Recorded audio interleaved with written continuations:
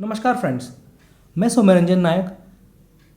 मैं एक research scholar हूँ आईआईटी बॉम्बे में और मैंने अपना एमटेक आईआईटी रुड़की से कंप्लीट किया हुआ है। First of all, I'd like to extend my heartfelt congratulations to all those who have successfully got into some IIT or some NIT for their MTech program। आप में से ऐसे कई होंगे जिनके मन में ये द्वंद्व चल रहा होगा कि डायरेक्ट एमटेक में दाखिला लें या डायरेक्ट पीएचडी में ही दाखिला ले जाएं।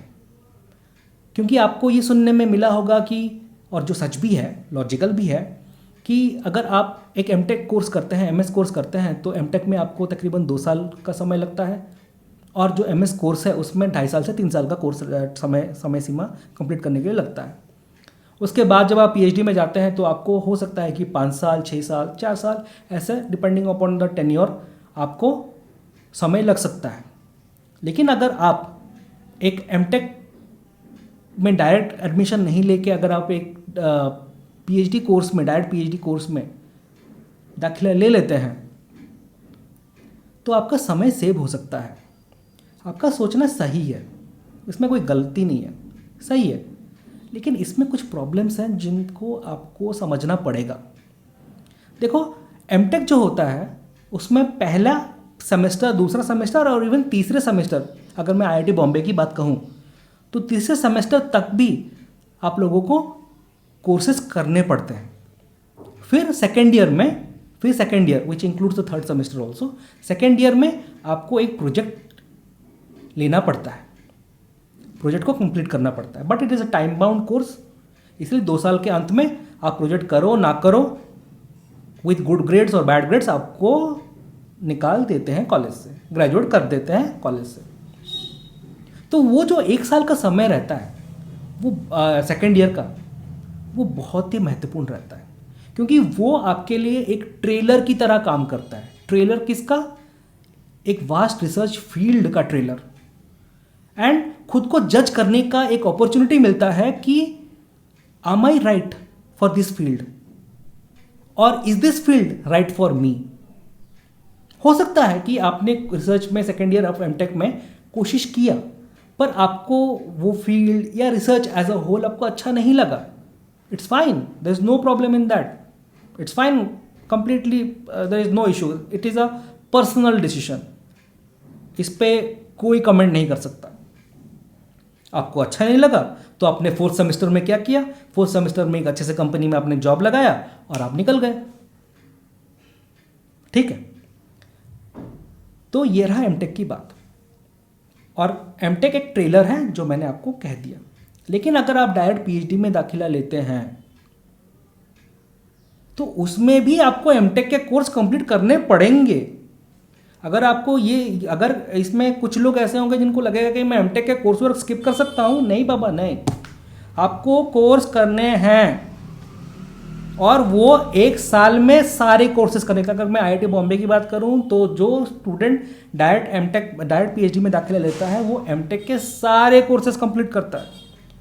और उसमें क्या प्रॉब्लम आती है कि 1 साल में ना आपको कोर्स भी कंप्लीट करना है, एंड ऑफ द ईयर आपको एक रिसर्च प्रपोजल भी देना होता है।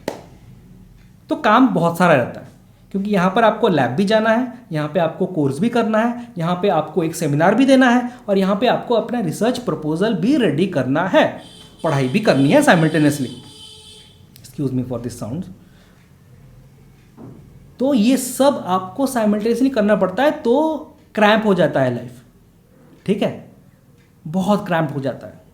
आपको इससे कोई मुक्ति नहीं दे सकता कि आप कोर्स वर्क ना करो। आपको कोर्स वर्क करना ही है, कंप्लीट करना ही है, समझे?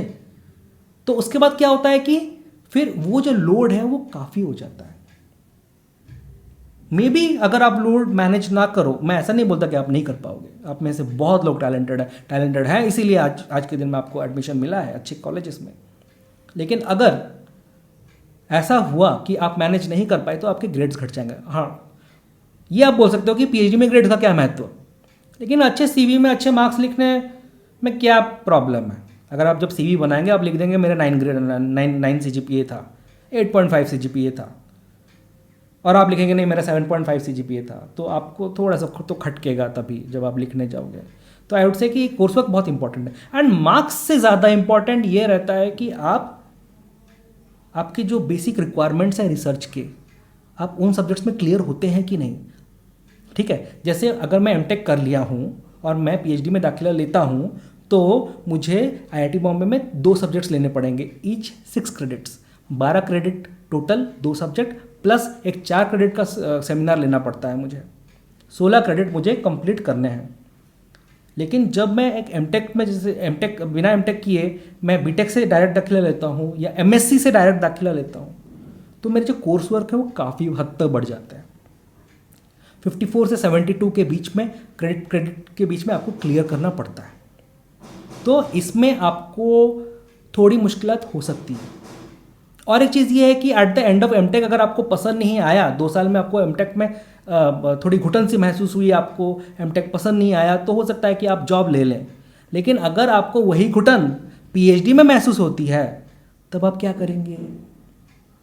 कुछ डिग्री, कुछ कॉलेजेस है जैसे आईआईटी बॉम्बे है, वहाँ पर आपको एक एग्जिट डिग्री मिल जाती है एमएस की। मतलब सपोज आपने पीएचडी में ज्वाइन किया, आपको लगा कि नहीं यार ये तो this is not my cup of T, मैं तो इसमें नहीं रहने वाला, अब हो गया काफ़ी मेरे लिए, अब पानी सर के ऊपर से जा चुका है, अब मैं नहीं रह सकता। अगर ये माइंडसेट आपका आ गया है तो आईआईटी का भी एक एग्जिट पॉलिसी है कि वो आपको एक एमएस डिग्री दे दे। ठीक है, लेकिन फिर जॉब का क्या? जो एक एमटेक रेगुलर को मिलता है, आप क्या बैठ पाओगे? Depends on the policy of the college, लेकिन आपको मुश्किलात आएंगे। तो मेरा यह मानना है कि अगर इफ़ इट इज़ पॉसिबल, अगर आपके पास एक रिसर्च एक्सपोजर है, जैसे बीटेक में आपने कोई आईआईटी, कोई एनआईटी, कोई गवर्नमेंट लैब या अपने कॉलेज के लैब में अच्छा खासा काम एज अ समर इंटर्न किया है in the field of research, और आपको अगर एक रिसर्च के फील्ड का एक जो फ्लेवर होता है, ठीक है, एक रिसर्च के फील्ड का जो ट्रेलर होता है, जो अगर आपने महसूस कर लिया है और आपको लग रहा है कि हाँ मुझे रिसर्च करना ही है तो मुझे पीएचडी जाना ही है, अगर ये मामला है तो आप आगे बढ़ जाओ डायरेक्ट पीएचडी में। लेकिन अगर आपने अब तक बिल्कुल कहीं पे ना इंटर्नशिप किया है, कुछ भी किया है, ठीक है, देन आपके लिए थोड़ी मुश्किल तो हो सकती है, क्योंकि इंटरव्यू राउंड में भी जब आप जाओगे तो वो आपके क्रेडेंशियल्स पूछेंगे कि आपने अब तक क्या किया। आपका कंपटीशन डायरेक्ट एमटेक से होगा, क्योंकि एमटेक भी पीएचडी के लिए आया है, आप भी पीएचडी के लिए आए हो। तो आप किस तौर पे एक एमटेक से अच्छे हो? आप बीटेक हो, लेकिन किस तौर पे आप एक एमटेक से अच्छा हुआ, आपको जस्टिफाई करना पड़ेगा। तो मेरा बोलने का जो सार है वो ये है कि अगर आपको एक रिसर्च फील्ड का एक्सपोजर है तो आप रिसर्च फील्ड में डायरेक्ट जंप कर लो। लेकिन अगर आपको अब तक रिसर्च का कोई फ्लेवर नहीं मिला, इट इज़ माई एडवाइस कि पहले एमटेक कर लो। अगर रिसर्च पसंद आता है तो पीएचडी करना, अगर नहीं आता है तो जॉब कर लो, जो कैंपस प्लेसमेंट होगा उसमें जॉब कर लो। तो उसमें आपका हर तरफ से एक विन विन सिचुएशन आपके लिए अवेलेबल रहता है। ठीक है, and PhD is a family decision, it is not an individual decision, क्योंकि आपके प्राइम एज के 5 साल उसमें लगते हैं। तो फैमिली को पूछ के ये डिसीजन लेना है, बहुत इंपॉर्टेंट होता है। उनके प्रायोरिटीज़ क्या हैं, उनके एस्पिरेशंस क्या हैं, उनके एक्सपेक्टेशंस क्या है।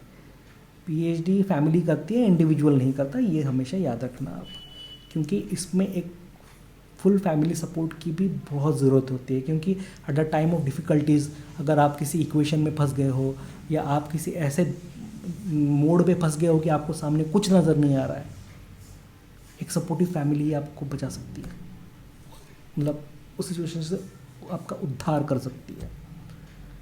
तो these are all from my side. Now take your decision, think over all the factors that I have mentioned and take your decision. Thank you. Jai Hind.